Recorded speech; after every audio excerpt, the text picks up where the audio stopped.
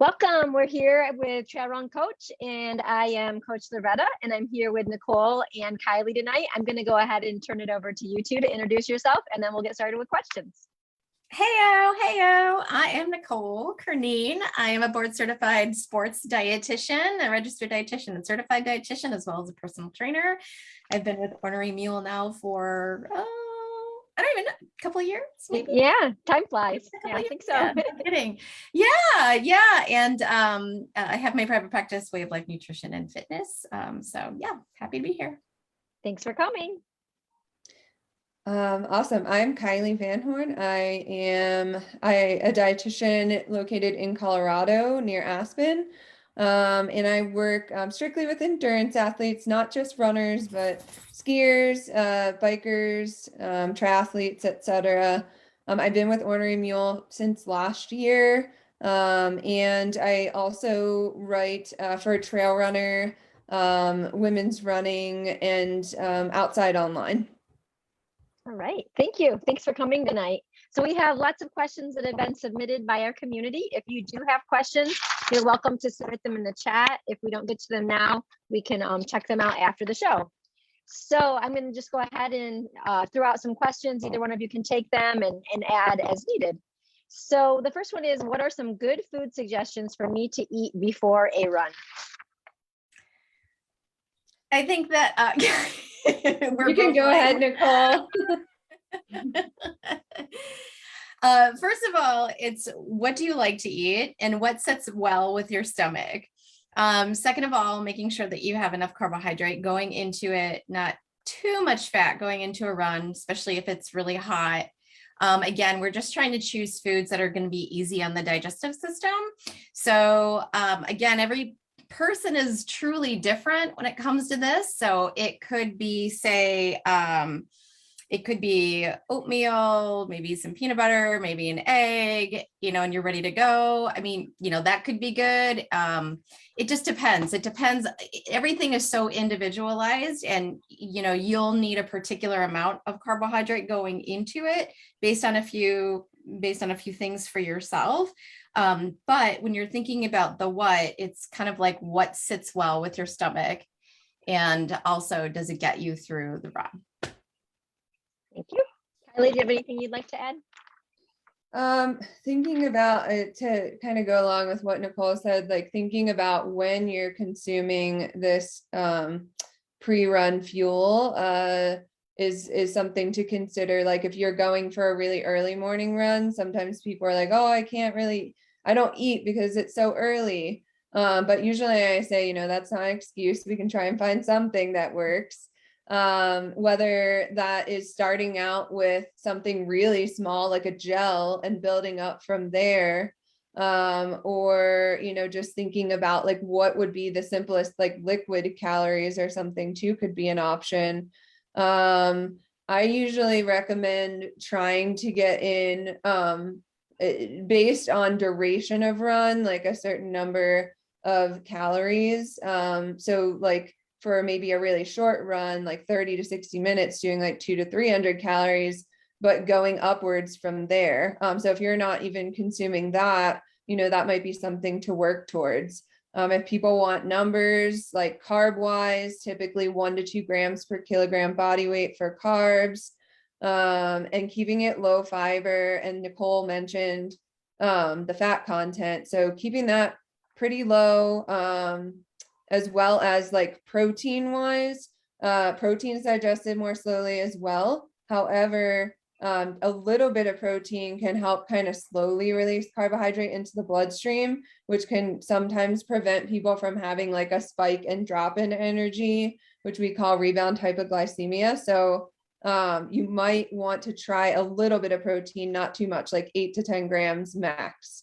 So those are just a few other things. Like if people, I always get, oh, what's a good example? Well, it depends on the time of day, like Nicole was saying, but like in the morning, you could do frozen waffle with a little bit of nut butter, or you could do graham crackers. You could do even just like crackers or something that are easy on the stomach. But enough of them. Yeah. Yeah, Toast of with them. peanut butter. Yeah, enough of them. But that's the point, is like, Yeah.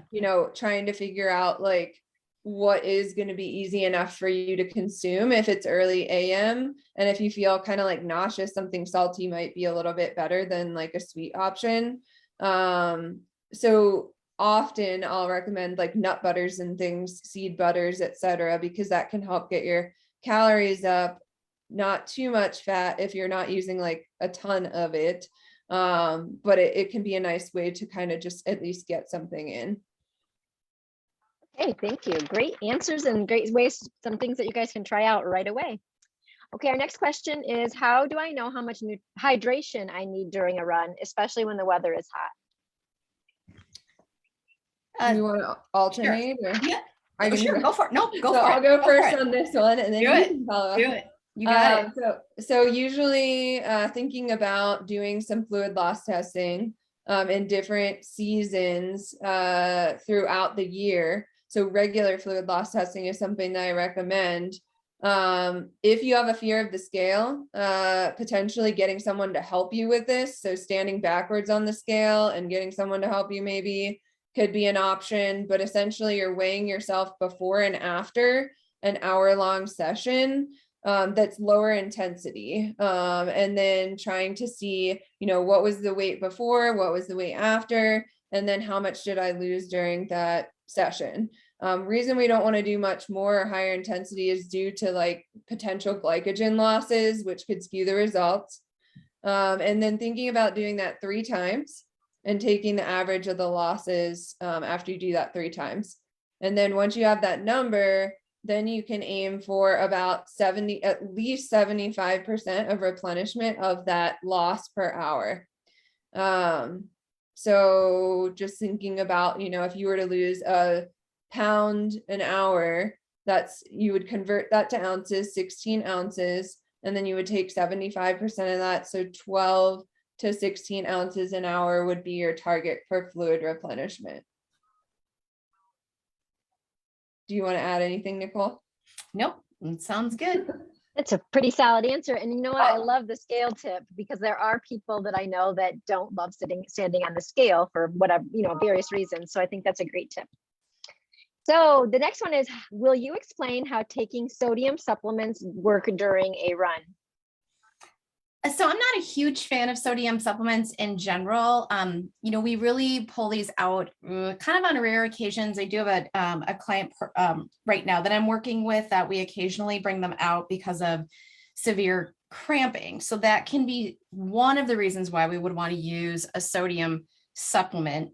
If you're talking about an electrolyte replacement, we just need that in general, obviously, because of the sweat loss that we're experiencing and therefore the electrolyte. But in actual adding, base salts or that type of a product, we really want to be looking at what's actually going on, what you're experiencing during that run before we really want to play with that.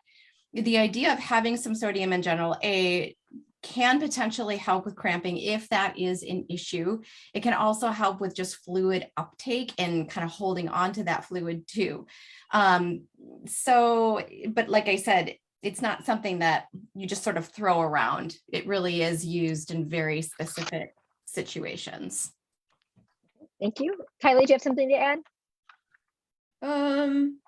I do think like potentially getting a sodium sweat concentration test done could be helpful for people to kind of figure out like what they need and what replenishment they might need during exercise. It's not something I recommend. Like, I don't recommend just like increasing sodium randomly throughout the day just because it's hotter out or something. I would want people to consider like actually getting some testing done maybe to see how much they're losing. The generalized recommendation is like 250 to 500 milligrams of sodium replenishment per hour of exercise, but kind of like she was mentioning, it's just not something that you want to just like randomly start just adding a ton of sodium to like drink mixes or like throughout your day, because too much sodium can have implications as well. Great, thank you.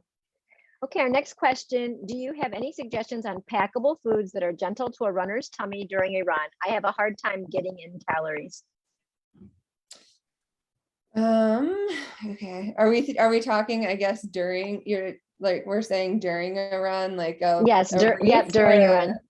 the hard part is like, is this during a like longer trail run? Is it a road run? Like, those are the kinds of questions I like to ask people when we're kind of figuring out what we're trying to utilize. Because the thing is, with like, if you're running a long road run, potentially you might be going faster than, if you were, well, a lot of people are going faster on the roads than they're on the trails. So you might want to still consider utilizing some kind of gel, or something like maple syrup or honey can sometimes be sometimes people handle those a little bit better than gels, just because we're at that higher intensity utilization of carbohydrate is a little bit higher. So trying to maybe keep it simple with like a hydration mix and gels, or chews or something like that.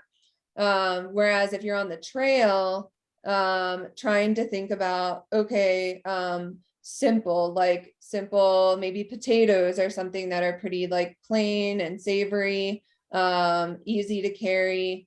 Sometimes athletes will even be able to maybe use like food blends that they come up with, or utilize something like Spring Energy, which is a gel, but it's like a blended up fruit rice combination, which is a little more food like for people. And you can actually make your own food blends too. So that's something that you can consider that might be easy on the stomach. On the other side of things, fruit can sometimes be hard on the stomach, depending on the person. So keeping in mind that like the type of sugars or carbohydrates in the product might work well for one person versus another. And then if you do have a sensitive stomach, watching that fat, protein, fiber intake when you're running. So I see a lot of people do like dates and nut butter, and that might not be the best option for someone with a sensitive stomach, because it's going to digest more slowly and it has some fiber in it. So you just got to be careful with the kind of the choices you're making. And then the last piece would be practicality. So like, yes, it might be a goal of yours to do a slice of pizza, but is that really going to be realistic for you to carry when you're out there running? So thinking about that practicality piece. But I'm sure, Nicole, you might have some other tips too. Yeah, I mean, I think, everything that you said is great too. I think I'm questioning more of this particular runner's tummy, only because if you're not training with food while you're training, it does take time for the stomach to get primed and comfortable, because a body can actually tolerate quite a bit. But it does require quite a bit of an elaborate array of food, but it does take training to go with that. So I'm also curious on what that individual is talking about when they're saying that specifically to themselves. And then having a difficult time getting calories in also kind of puts a red flag up for me too, because I'm kind of wondering then, what's the fuel status actually going into the run, meaning what's being taken in all day prior to the run, or just on a really regular basis. Because if we're kind of under fueling in general, and then we're trying to fuel when we are running, we can have a higher sensitivity. So there's a lot of different things to take into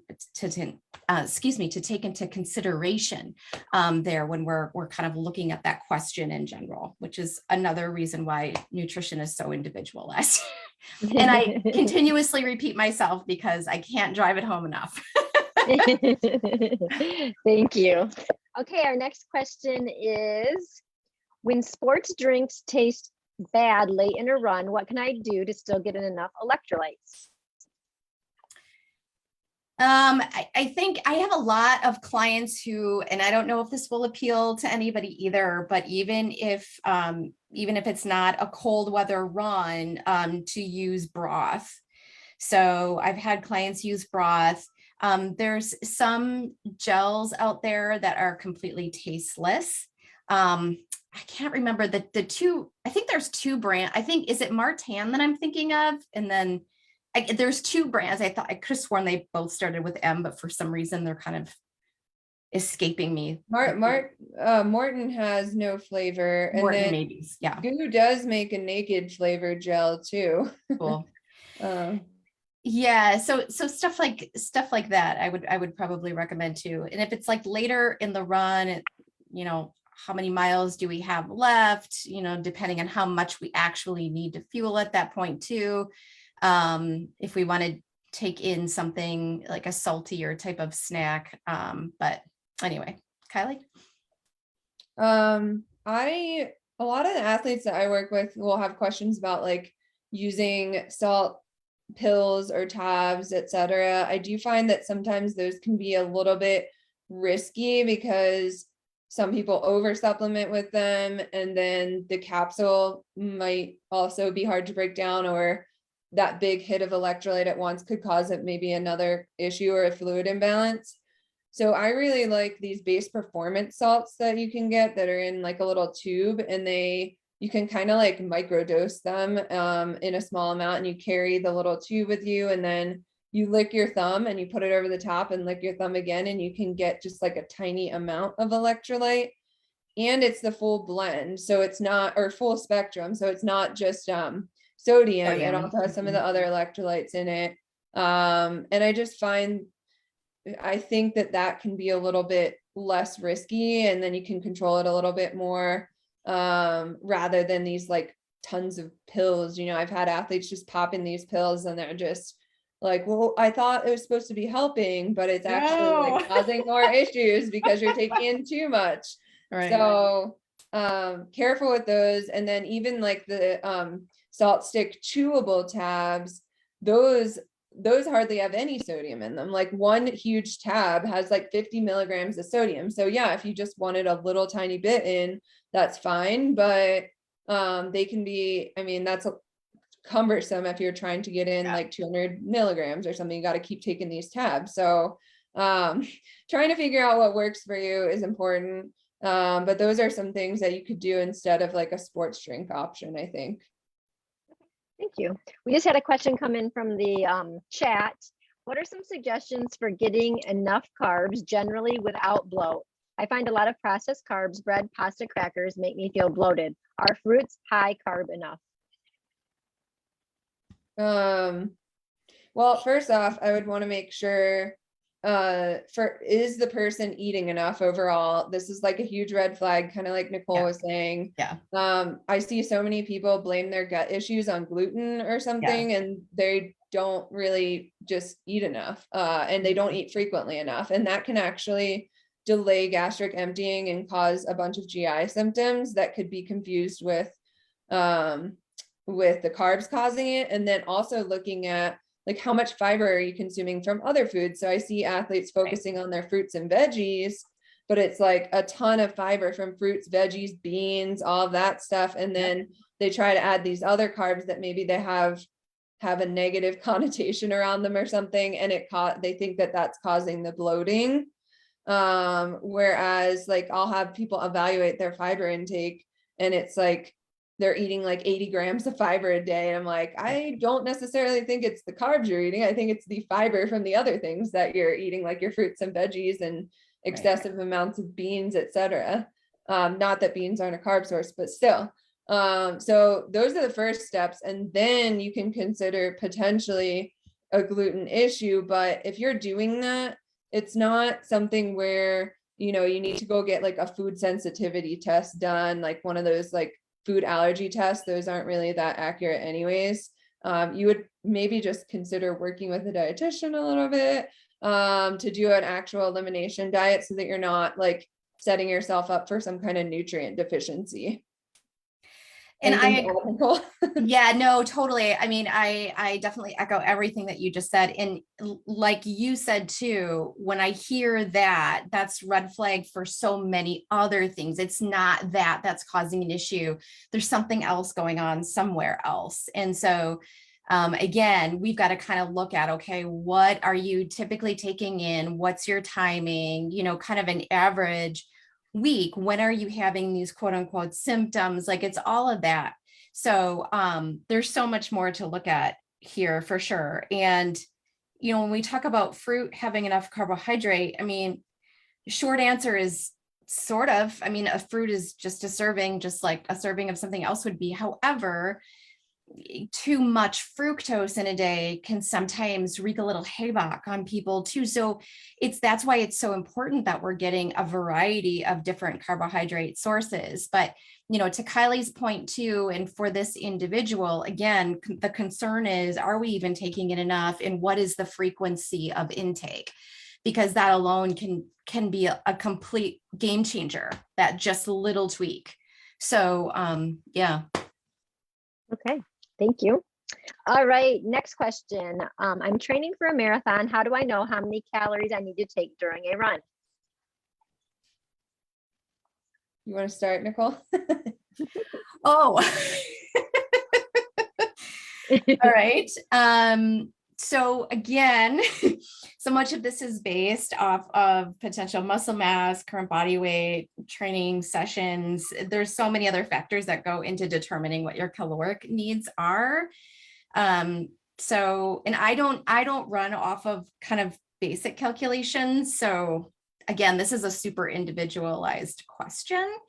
Because you need X amount in the course of a day, but then depending if you're doing long runs, you need, you know, certain things kind of coming in during that long run, and then that changes how much you need. So, you know, that that's not just a black and white answer.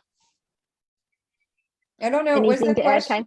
Was the question asking how many calories to take in the day, or was it asking during the run? I don't during a run. During a run, yeah. And I apologize for that because I was like got overwhelmed. I was like, yeah, that's pretty specific. But I'm like, yeah. Do you have any input on that? And then if I have anything to add.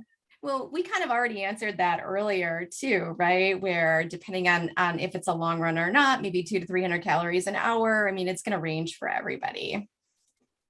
Yeah, that's a good starting point, I think, for a lot of people. And I think sometimes people hear that and they're like, oh, that's what I should do. But I think even getting some guidance from someone like a sports dietitian that would be able to look at, you know, what is my actual race going to look like? What's the terrain going to look like? Duration, etc.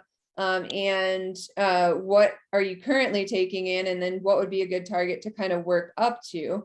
Because sometimes, like, say you were doing you know, maybe a slower, longer ultra event, you might be able to push those calories a little bit more per hour than what you were doing for like a marathon, because of that digestion piece and like things being a little bit slower to digest for marathon training. So I think, again, it's still individualized to your point, because like 200 to 300 calories is the general starting guideline, but from there, getting more specific based on like race goals and like your body frame size and stuff is actually a good thing to look at too. Mm-hmm. Okay, thank you. All right, can you give food strategies for a multi-day event? I think hands down, just consistently eating all the time, because you're a machine. And if you want to perform well on each day, that the intake requires consistency. So, you know, breaking intake down, just consuming extremely regularly every 2 to 3 hours. Again, that's a tough one. It's just eating all the time. But it also depends on, again, it's all personalized. I got nothing. It's not general. But I think maybe what this person might be asking too is like, if you were to do like a vertical K race one day, and then you're doing an ultra like 50K the next day or something, it could be that, or it could be like stage racing or something. I guess some thoughts that come to mind are like, how long is this event going to take you? So what portion of the day is going to be taken up by said event? And if it is something like stage racing or something, then you've got to be really dialed on like really high calorie, low volume foods if possible, while also paying attention to weight. So that's something to think about. And then if it is taking up a large portion of your day, really dialing in the meals outside of that time that you're exercising, kind of like you were saying. So like after exercise, really need to make sure that you are maybe increasing calories more than you normally would for that post race meal, and emphasizing that. And then really trying to focus on timing too. So like if you finish event number 1, you should be like within 30 to 60 minutes getting something in. It shouldn't be like, oh, I'm going to chat with my friends for 3 hours and not eat and then expect to perform well the next day. So it's like that timing, like you were saying, is super important. If they're doing like a vertical K that's not going to take very long, then yeah, eat every like 2 to 3 hours and like make sure you're getting in enough throughout the day. And then that hydration piece is super important in these multi-day events, because I think we focus so much on the calorie intake, but then fluid and electrolyte piece, like gotta be dialed on those things, because you're dehydrating yourself every time you're doing these kinds of events, and need to like focus on that post exercise too. So I don't know exactly what that person, like what the question was, Yeah. but if it was more like stage racing or multi-day event, I would say like, yes, you're going to have to like pack in the calories in a limited window of time, and then focus on the timing of that nutrition afterwards. And then maybe even loading up like beforehand too, depending if it's like long stage race or not, like maybe having a little bit more calories and training yourself to handle that beforehand. Okay. All right. Thank you. All right. We have time for one more question, and this one's kind of a big one. So I'm going to give you a little bit of background, and there's a question in there. So I really like the electrolyte product that I've been using for my training and race hydration. I've been using it about 2 years. I recently had a blood test, and my sodium, potassium, and magnesium were all high. We have diabetes in our family. Being high in sodium, potassium, and magnesium is a pre-diabetic sign. My doctor asked if I use sports drinks while running, and I said yes. They didn't seem to recommend doing anything different or seem concerned. What are your thoughts? So we had talked about this actually prior to coming online today, just because it was a matter of, okay, what kind of direction do we want to go here? And to be honest, I have a feeling the practitioner didn't say anything either, potentially, I have no idea, but because of the fact that you're using this product while you're doing sport, meaning body is pulling it out of the bloodstream as soon as it's coming in. So that alone isn't necessarily going to offset those lab values. The concern would be if you're consuming the same beverage while you're not doing anything. So, and a lot of people, I am so very surprised at how very often I hear people saying that, you know, when they're sitting and watching a game, not playing one, that they're drinking Gatorade, or they're just drinking Gatorade when they're not actually moving. That can become an issue. So I'm not suggesting that is what you're doing, but I'm just saying, you know, that is a possibility, you know, if you're taking in these imbalances outside of sport. So I guess what I'm trying to say is that I wouldn't necessarily look at the type of sport drink that you're taking in while you are, you know, running and utilizing it. Maybe the other question, not knowing the time in which you do run distances and whatnot. If maybe we need to look at getting more precise with the amount that you need also during your run. And that also might be a consideration and worth looking into and working with someone around. Okay, thank you. Kylee, anything to add?